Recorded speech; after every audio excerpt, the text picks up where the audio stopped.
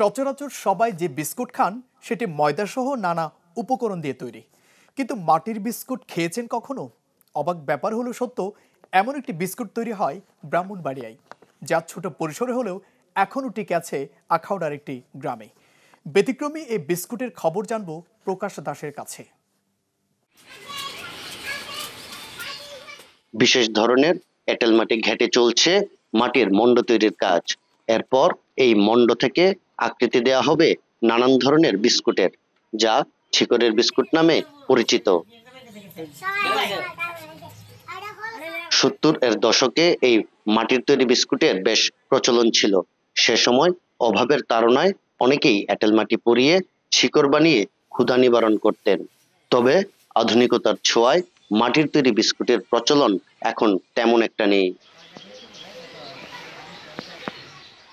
কিন্তু এখনো মাটির তৈরি বিস্কুটের প্রচলন দেখা যায় ব্রাহ্মণবাড়িয়ার আখাউড়া উপজেলার উত্তর ইউনিয়নের আমোদাবাদ গ্রামে। সেখানকার 4টি পরিবার এখনো এই মাটির বিস্কুট বানানোর কাজ করে আসছে। এই বিস্কুট বানানোর বেশ কয়েকটি ধাপ রয়েছে। প্রথমে বিশুদ্ধ এঁটেল মাটি সংগ্রহ করে গুলিয়ে মণ্ড তৈরি করা হয়। এই মণ্ড কেটে কেটে আকৃতি দেওয়া হয় বিস্কুটের। এরপর রোদে শুকিয়ে মাটির পাতিলে করে বসানো হয় চুলায়।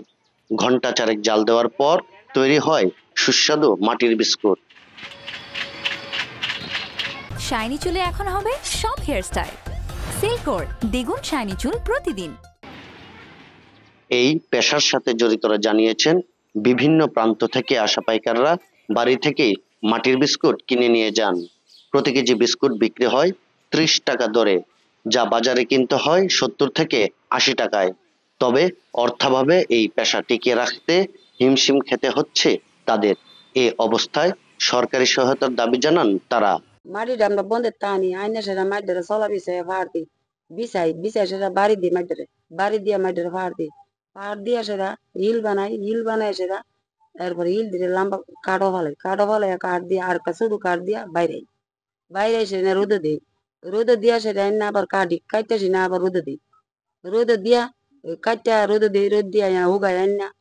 তারপরে ফইন দিই পূর্বের ফইন শিওর দেই, তলের ফইন বন দিই দিয়ে আগুন দিই দুমার দ্বারাতে কালাবো।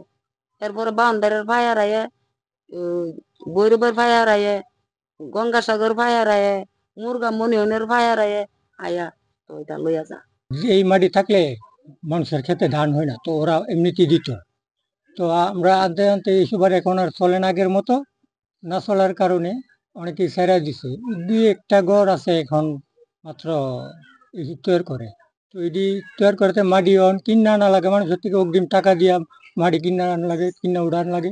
সরকার যদি আমাদেরকে এই ব্যাপারে কোনো প্রশিক্ষণ দিত, তো মাটির ব্যবস্থা করে দিত, তাহলে আমাদের জন্য খুব সুবিধা হতো আর কি। মাটির বিস্কিট দেবো, সেই মাটিটা আমরা দেখি এটা দেবো বা এটা বালু নাই বা জীবাণু কোনো ময়লা দেখি না, তো সেই মাটিটা আমরা ব্যবহার করি। সরকার যদি আমরা সুযোগ সুবিধা করে দেয় তাহলে আমরা প্রচুর পরিমাণ মতো মানুষ দিয়ে মাটি তুলাইতাম, তুলে সেটা আমরা কয়েকজন মানুষ লেবার রাখতাম, রেখে রেগুলার কাজ করতাম। তাইলে আমরা এখন তো আমরা সে সমর্থন নাই কারণ আমরা একা করি। কোন রকমে হায়া বাচ্চা ছেলে মেয়েরা নিয়ে হায়া বাচ্চা আছি কোন রকমে। আমি 40 বছর ধরে বানাইতেছি, আমি এটা তো সংসার চালাইছি। আগের মতন তো চলাচল নাই, কম। এই শিকড়টা শোনা যায় যে সিলেট, কুমিল্লা, ব্রাহ্মণবাড়িয়া, ভৈরব টাকা থেকে পাইকারি আইসা নিয়ে যায়। তো ওইখান থেকে নাকি বিদেশেও যায় এই শিকড়টা।